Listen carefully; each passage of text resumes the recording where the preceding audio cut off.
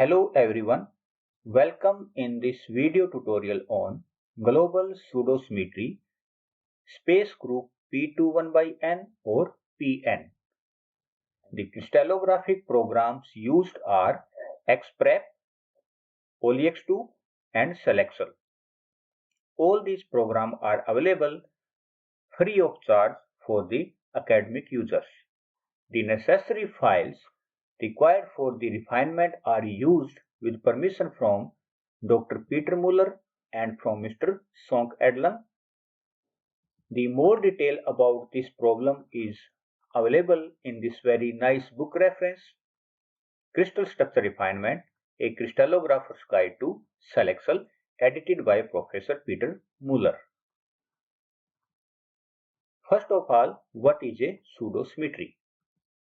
Most of the crystal structures contain one crystallographically independent molecule, but sometimes there is only half a molecule or less in the asymmetric unit, and a crystallographic symmetry element like crystallographic inversion center, crystallographic two-fold axis, three-fold axis, or a crystallographic mirror generate the remainder of the molecule. The opposite and somewhat less common effect is to find more than one molecule in the asymmetric unit. There are two cases to be distinguished. First, the true non-crystallographic symmetry NCS, and second one, the global pseudosymmetry. The non-crystallographic symmetry has usually no negative effect on the refinement and can be seen even useful curiosity. Global pseudosymmetry, however, can cause systematic errors in bond lengths which need to be addressed.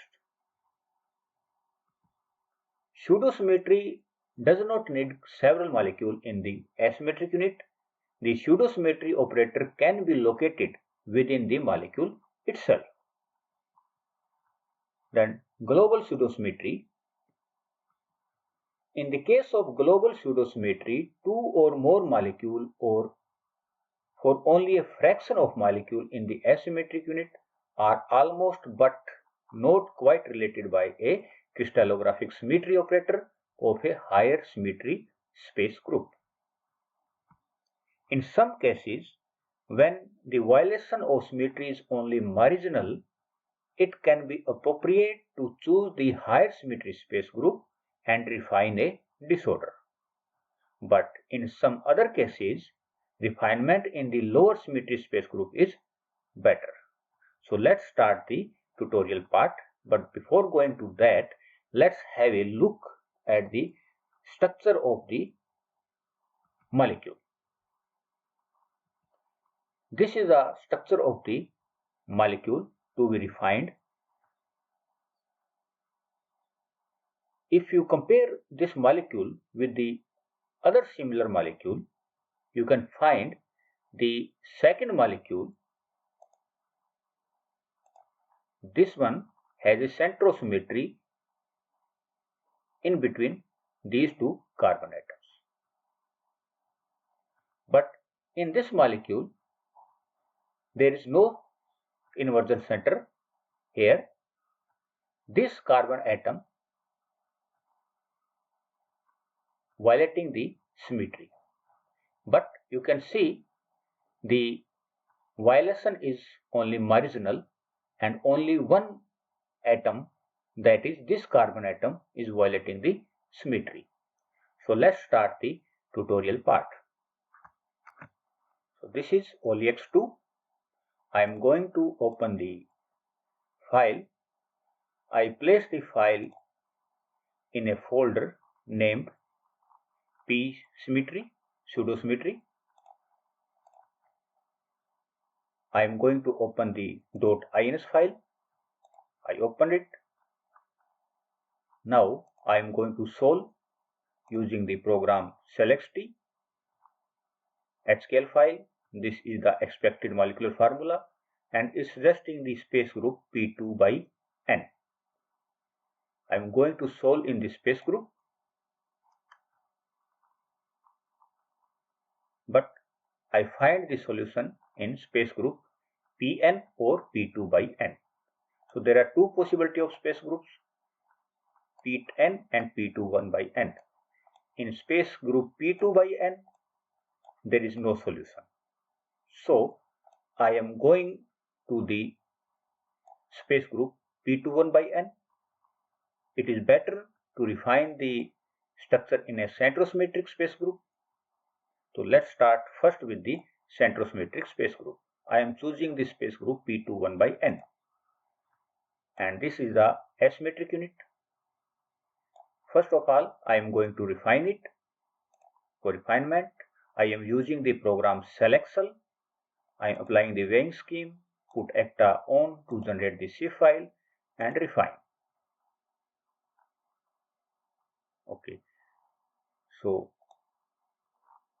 this is the asymmetric unit. Oxygen, sulfur and remaining carbon are visible in the difference Fourier map. Refine one more time. One more time. But you can see this step shift is not stabilizing. And this shift is in this carbon. This carbon, you can see the thermal of this carbon is very low and it has a negative value. So here is the problem. If I going to refine this anisotropically, then this carbon get NPT, non-positive definite. So going back to the isotropic refinement, okay, and if I grow this molecule by Control G, then I can find the complete structure like this. So in the expected structure, the two sulfur are here. Here is one sulfur and here is one carbon. So this carbon atom is disordered. So how to resolve this type of disorder? Let's go back to the asymmetric unit by typing fuse, and so I put back the cubics. Yes. So in this molecule, this carbon atom is problematic.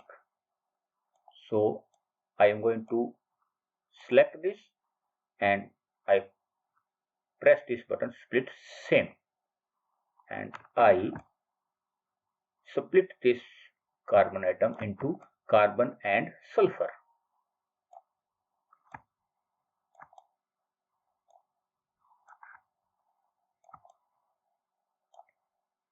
Press escape. So this carbon and this carbon, there are two carbon, but actually one is sulfur here. So I name this as sulfur. So let's refine it first.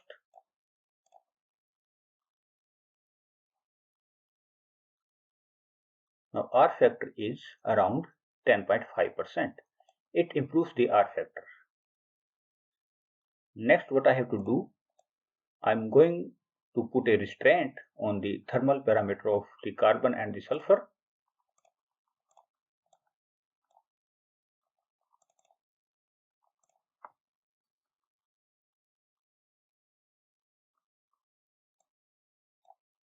I'm selecting this carbon and this sulfur and type EATP, equal atomic displacement parameter, and refine.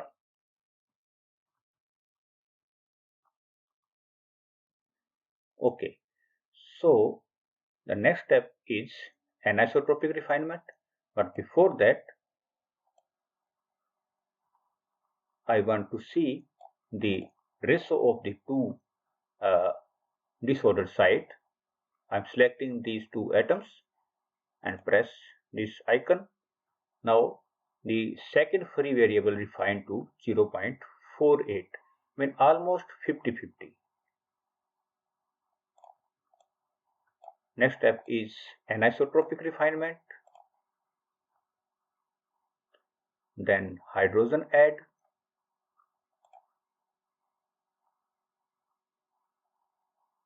and the final R factor is around 6.75.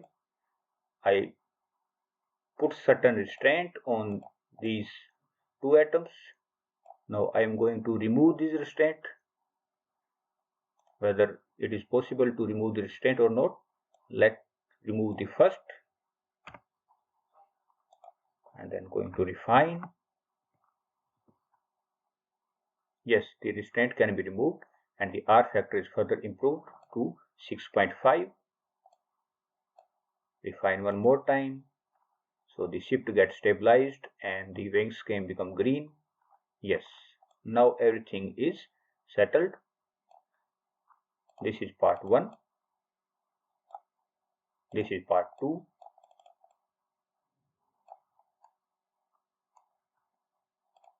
And this is both the parts. Now I want to see the final ratio of the disorder. It is around 0.4986, almost 50-50.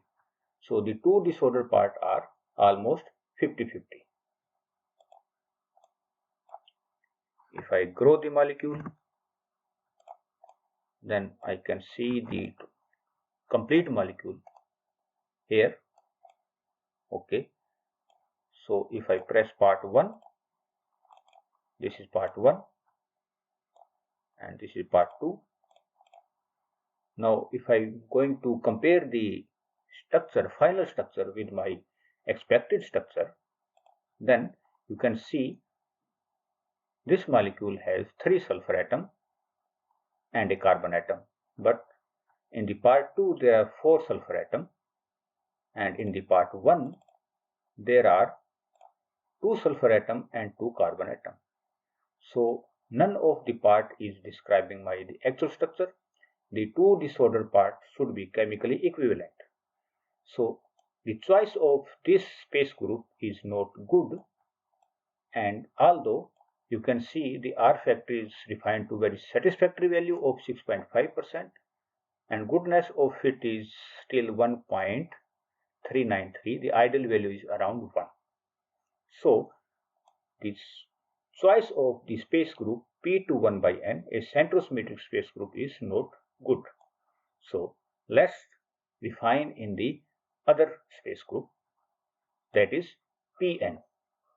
So I am going to solve this time in the space group Pn. I am selecting the space group Pn. Yes. And I am going to refine in this space group by selection, applying the weighing scheme, put ECTA on and refine. Now you can see the R factor is around 7.9% and shift is 0. Okay. So if you look carefully at the thermal parameter, then this carbon has a low thermal value and this sulfur has high thermal value as compared to the other atoms. So this means there is some more electron density here.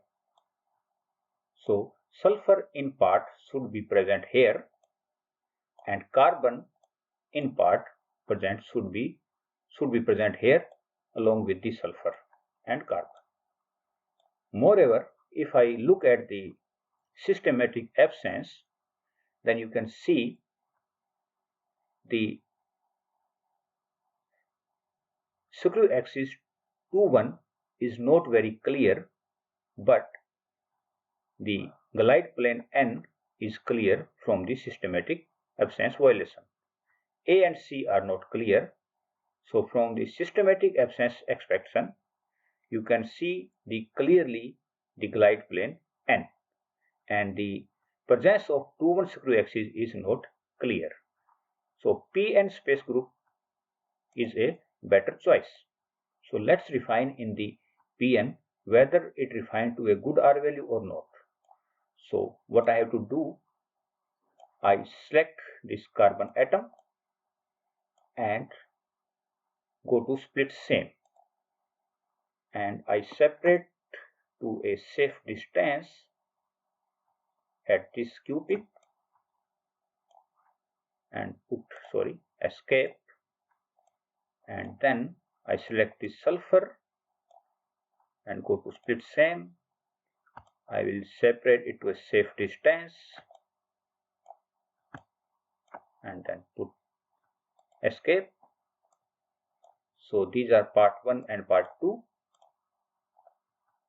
So these should be part 1 and part 2. Okay. So first of all, what I have to do, this second part 2, this should be sulfur, and this part 2 should be carbon. If I select these 4 atoms, I can see part 1 and part 2, but I can put both the component into the same part 1 and part 2 by typing 2 1 and minus 2 1, and I need only one free variable, the second free variable. The starting value I am taking 0.75 and it will refine freely. Okay, so okay. Then secondly, what I have to do, I choose these 2 atoms and put a restraint EADP, and same on these 2 atoms EADP, and now I am going to refine.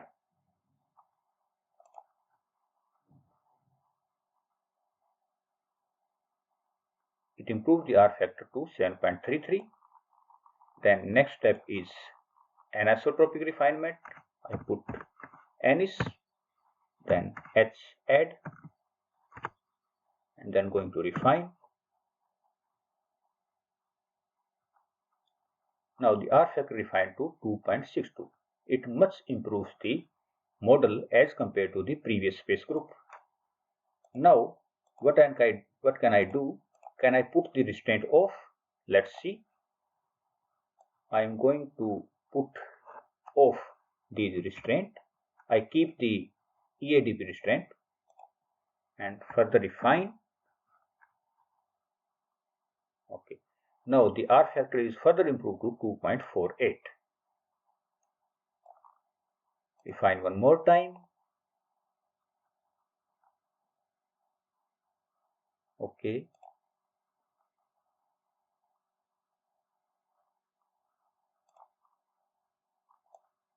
Yes, now everything is get stabilized. Weighing schema green and shift is 0, and the goodness to fit is further improved to around 1. The R factor is 2.47% as compared to 6.5% in the previous space group P21 by N, and the F observed versus F calculated graph is looking very nice. And if I want to see the ratio of the two disordered part, then it is approximately 85% and 15%. The one part is 85% and the second part is 15%. Now if I look separately the part 1, it is looking like this. There are 3 sulfur atoms. Part 2, there are 3 sulfur atoms and 1 carbon atom here. Now if I compare with my expected structure, it is exactly matching. There are 2 sulfur, 1 carbon and sulfur, 1 carbon and sulfur, and this is part 1, this is part 2.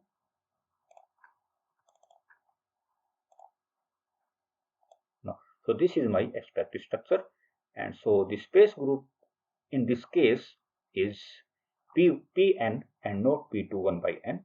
So it is better practice to refine a structure in a centrosymmetric space group, but not always the centrosymmetric space group is right. In this space group, in this particular structure, the non-centrosymmetric space group Pn describe the structure better. Thanks for watching the video.